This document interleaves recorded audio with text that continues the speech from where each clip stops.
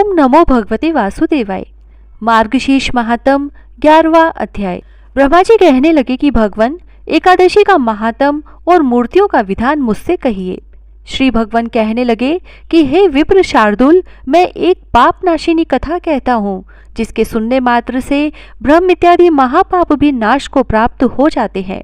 प्राचीन समय में कांपिल्य नगर में वीरबाहु नामक एक राजा राज्य करता था। वह राजा सत्यवादी, जीत क्रोधी, ब्रह्मचेता और मेरी सेवा में सदैव तत्पर रहता था। यह उत्तम भाव वाला, दयावान, रूपवान, बलवान, भगवत भक्तों का भक्त व मेरी कथा में सदा प्रेम रखता था। कथा में लीन रहने वाला, रात्रि को जागरण करने वाला, विद्वान, दाता, क्षमाशील, पराक्रम वाला, जितेंद्रिय, रण में विजय पाने वाला, रिद्धि में कुबेर के समान, पुत्रवान, अनेक पशुओं का पालन करने वाला और अपनी स्त्री के ही प्रेम में रत रहने वाला था। उसकी स्त्री का नाम कांतिमती था। वह रूप में अद्वितीय, पतिव्रता, महासाध्वी और मेरी भक्ति में सदा रत रहती थी। वह विशाल नेत्र वाला युवा राजा अपनी स्त्री के साथ पृथ्वी का पालन करता था। मेरे सिवाय किसी और देवता को नहीं जानता था। हे पुत्र, एक दिन उस महात्मा वीरबाहु राजा के घर महामुनि भारद्वाज आए। राजा ने मुनि को दूर से आते हुए देखकर उनका स्वागत किया और विधिवत उनको अर्घ्य आदि अर्पण किया और अपने हाथ से आसन बिछाकर उनको बिठाया और परम भक्ति से मुनि श्रेष्ठ के सामने बैठ गया। राजा कहने लगा कि आज मेरा जन्म सफल हुआ, राज्य का होना और मेरा ग्रह भी सफल हुआ। भगवान मुझ पर प्रसन्न है, जो कि आप योगी श्रेष्ठ मेरे घर आए। आज आपकी दृष्टि पड़ने से मेरे करोड़ों पाप नाश हो गए। मेरा राज्य, लक्ष्मी, हाथी, घोड़े, यह सब आपके अर्पण है। हे मुनि श्रेष्ठ, आप वैष्णव हैं, आपके लिए मेरे पास कोई भी वस्तु अदेय नहीं है, क्योंकि वैष्णव को एक कोड़ी भी दी हुई मेरू पर्वत के समान फल देने वाली होती है।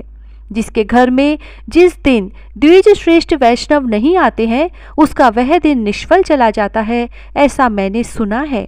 गार्गे, गौतम, सुमंतु जैसे विष्णु भक्त तथा जो द्विजाति के ब्राह्मण हैं, सभी ने मुझसे ऐसा कहा है।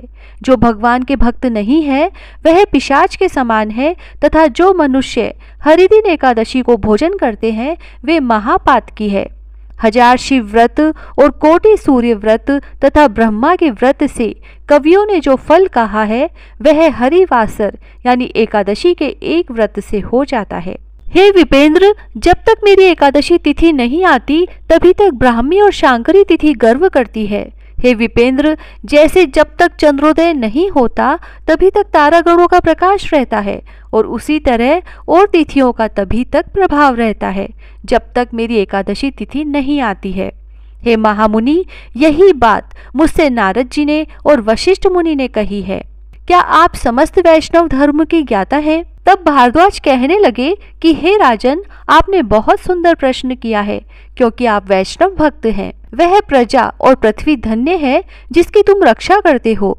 वन में तथा तीर्थ में जाकर वास करना अच्छा है, परंतु जिस देश का राजा वैष्णव न हो, उस देश में नहीं रहना चाहिए। जिस पृथ्वी का भगवत भक्त राजा पालन करता है, उस राष्ट्र को पाप रहित और बैकुंठ के तुल्य मानना चाहिए। जैसे नेत्रहीन देह, पतिहीन स्त्रियां, दशमी विद्या एकादशी व्यर्थ कही गई है, वैसे ही वैष्णव रहित राष्ट्र भी व्यर्थ है। माता पिता का पालन पोषण न करने वाला पुत्र और दशमी युक्त एकादशी व्यर्थ है, वैसे ही वैष्णव राजा से रहित राष्ट्र व्यर्थ है। जैसे दान रहित राजा, रस बेचने वाला ब्राह्मण, दशमी एकादशी व्यर्थ है, जैसे दांतहीन हाथी, पंखहीन पक्षी और दशमी विद्या एकादशी व्यर्थ है, वैसे ही वैष्णवहीन एकादशी व्यर्थ है।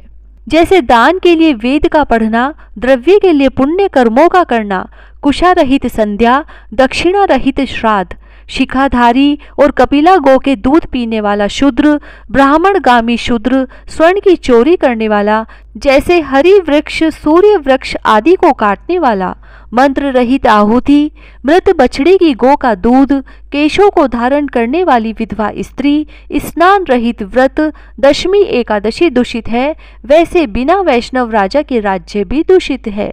जो राजा मधुसूदन भगवान का भक्त है, उसी को श्रेष्ठ लोग राजा कहते हैं। उसी का राज्य नित्य बढ़ता रहता है और प्रजा के साथ वह स्वयं भी सुखी रहता है। हे राजन, आज आपने मुझे देखा, अतः मेरी दृष्टि सफल हो गई। आज मेरी वाणी आपके साथ भाषण करने से सफल हो गई।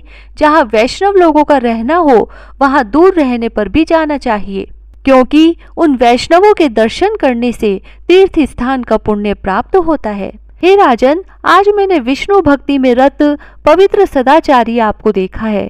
सो हे राजन, आपका कल्याण हो, आप सुखी हो। इसी समय रानी कांतिमती ने आकर मुनि श्रेष्ठ भारद्वाज को नमस्कार किया। भारद्वाज मुनि ने आशीर्वाद दिया कि वरारोहे, तुम सौभाग्यवती हो, अपने पति की भक्तिन हो और केशव भगवान में तुम्हारी निश्चल भक्ति हो। इसके पश्चात राजा वीरबाहु मुनि को प्रसन्न करता हुआ मेघ के समान गंभीर वचन कहने लगा कि मुनि श्रेष्ठ, मैंने पहले जन्म में कौन सा ऐसा अच्छा कर्म किया? यह शत्रु रहित राज्य कैसे मिला? विपुल लक्ष्मी कैसे प्राप्त हुई? गुणवान श्रेष्ठ पुत्र और सुंदर मनोहर प्रिया स्त्री कैसे मिली, जो कि मुझ में चित्त लगाने वाली और मुझ में प्राण रखने वाली जनार्दन भगवान का ध्यान करने वाली है? मैं कौन हूँ और यह मेरी स्त्री कैसे हुई? मैंने ऐसा कौन सा दुर्लभ धर्म का कार्य किया तथा किस पुण्य के प्रभाव से अनंत लक्ष्मी मुझको प्राप्त हुई? समस्त देशों के राजा मेरे वश में है। मेरा पराक्रम और आरोग्यता कभी नष्ट होने वाली प्रतीत नहीं होती। मेरा विपुल तेज कोई सह नहीं सकता। मेरी स्त्री दोष रहित है, इसकी मैं प्रतिज्ञा करके कह सकता हूँ। मैंने ऐसा कौन सा पुण्य कर्म किया था? इस प्रकार राजा वीरबाहु ने मुनि भारद्वाज से प्रश्न किया और अपना तथा अपनी स्त्री के पूर्व जन्म के कर्मों को, जिससे उसको अतुल लक्ष्मी प्राप्त हुई, पूछा। भारद्वाज मुनि कुछ काल में योग बल द्वारा उनके पूर्व जन्मों के उपार्जित कर्मों का निश्चय करके राजा से कहने लगे कि हे राजन, मुझको योग बल द्वारा तुम्हारे और तुम्हारी स्त्री के पूर्व जन्म में उपार्जित कर्मों का ज्ञान हो गया है। तुम एकाग्रचित होकर सुनो। पूर्व जन्म में तुम शूद्र जाति में जन्मे थे और तुम सदैव जीव हिंसा में रत रहते थे। नास्तिक, दुष्ट चरित्र, पर स्त्रीगामी, कृतघ्न, सदाचार से रहित थे और आपकी यह स्त्री पूर्व जन्म में भी आपकी ही स्त्री थी। इस विशाल नेत्र वाली को मन, वचन और कर्म से आपके सिवाय कोई दूसरा प्रिय नहीं था। यह पतिव्रता निरंतर आपकी सेवा किया करती थी। आपके विषय में इसने कभी दुष्ट भाव नहीं किया। इस प्रकार समय व्यतीत होने पर आपके मित्रों और भाई बंधुओं सब ने आपको त्याग कर दिया और आपके पूर्वजों का संचित किया। तब धन भी नष्ट हो गया तो आपने खेती बाड़ी का काम आरंभ किया, परंतु पूर्व जन्म के कर्म फल से सब खेती बाड़ी भी खत्म हो गई। सब धन के नष्ट हो जाने और भाई बंधुओं से त्यागे जाने पर इस अत्यंत क्षीण अवस्था में भी इस पतिव्रता ने आपको नहीं त्यागा। तब आप सब कर्मों से गिरकर निर्जन वन में चले गए और वहां पर जीवों को वध करके आत्मरक्षा करने लगे। इस प्रकार अपनी स्त्री के साथ आपके पाप वृत्ति करते हुए कई वर्ष बीत गए। एक समय दिशा विदिशा को भूलकर एक देव शर्मा नाम वाला श्रेष्ठ ब्राह्मण वहां आ निकला। भूख और प्यास से दुखित होकर मध्याह्न के समय वह ब्राह्मण उस वन में गिर गया। उस दुखी वृद्ध ब्राह्मण को देखकर आपके मन में दया आई और अज्ञातवश पृथ्वी पर गिरे हुए उस ब्राह्मण का हाथ पकड़कर आपने कहा कि हे विप्र, कृपा करके आप मेरे आश्रम को आइए। यह मनोहर फल पुष्पों से युक्त वृक्षों वाला आश्रम और कमलिनी खंड से शोभित जल से पूर्ण सरोवर है। हे ब्राह्मण, शीतल जल में स्नान कर नित्य नियम करके फलाहार करें, शीतल जल का पान करें। हे द्विज श्रेष्ठ, उठिए, आप मुझ पर कृपा करने योग्य हैं और जीवन पर्यंत मेरे आश्रम में रहे। इस प्रकार होश में आने पर तुम्हारे शुद्र वचनों को सुनकर तुम्हारा हाथ पकड़कर वह ब्राह्मण जलाशय के पास गया और उस सरोवर के किनारे छाया में बैठ गया। विधि पूर्वक स्नान आदि करके भगवान का पूजन तथा देवता और पितरों का तर्पण किया और सुंदर शीतल जल पिया। फिर उस वृक्ष के मूल भाग में बैठकर उस देव शर्मा ब्राह्मण ने विश्राम किया। इसके पश्चात स्त्री सहित शूद्र ने परम भक्ति से मुनि को साष्टांग प्रणाम किया और उनके समीप बैठकर कहने लगा कि हे विपर्षि, हम दोनों स्त्री पुरुषों के उद्धार के लिए अतिथि रूप से आपका आगमन हुआ। आपके दर्शन मात्र से मेरे पापों का नाश हो गया।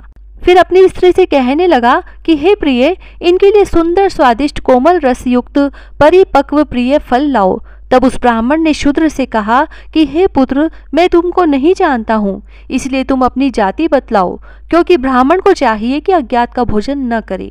शूद्र कहने लगा कि हे ब्राह्मण, मैं शूद्र हूँ, आप संदेह न करें। मैं दुर्जन, आत्मज और भाई बंधुओं से परित्याग किया गया हूँ। इस प्रकार दोनों के बीच बात जारी रही। तभी शूद्र की स्त्री ने फल लाकर ब्राह्मण को दिए। ब्राह्मण ने उन फलों को रख लिया और सुंदर शीतल जल पीकर विप्र प्रसन्न हो गया। वृक्ष के मूल भाग में बैठने से उसकी सब थकान दूर हो गई। तब थोड़ी देर बाद शूद्र स्त्री सहित भोजन करके वापस उनके पास आकर कहने लगा, हे विप्र, आपका यहाँ आना कैसे हुआ? यह वन दुष्ट जीवों से व्याप्त, मनुष्य रहित, दुख युक्त, रात दिन भयानक है। ब्राह्मण कहने लगा कि हे महाभाग, मैं ब्राह्मण हूँ, प्रयाग को जा रहा था, मार्ग का ज्ञान न होने से इस दारुण वन में आ निकला। मेरे पुण्य के प्रभाव से तुम जैसा श्रेष्ठ बंधु मुझे मिला। आपने मुझको जीवन दान दिया, कहिए मैं आपका क्या उपकार करूं? लेकिन यह बताएं कि इस निर्जन वन में आपका कहां से आना हुआ? आप कौन है और यहाँ आने का कारण मुझसे कहिए। तब शूद्र कहने लगा कि हे विपेंद्र, राजा भीमसेन की एक सुरक्षित विदर्भ नाम की नगरी है। उस महाराष्ट्र देश में मेरा वास है। मैं जाति का शूद्र और महापापी हूँ। मैंने अपने धर्म को त्याग दिया।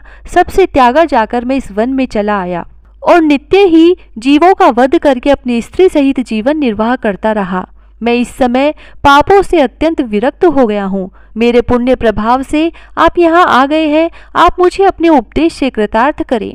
आपके उपदेश से स्त्री सहित यमराज को न देख सकूं। जनार्दन भगवान के सिवाय मैं और कुछ नहीं चाहता। आप मुझ पर कृपा करें। भारद्वाज ऋषि ने राजा वीरबाहु से कहा कि हे राजन, इस प्रकार शूद्र ने परम भक्ति से ब्राह्मण से कहा, जनार्दन भगवान के सिवाय मैं और कुछ नहीं चाहता। आप मुझ पर कृपा करें।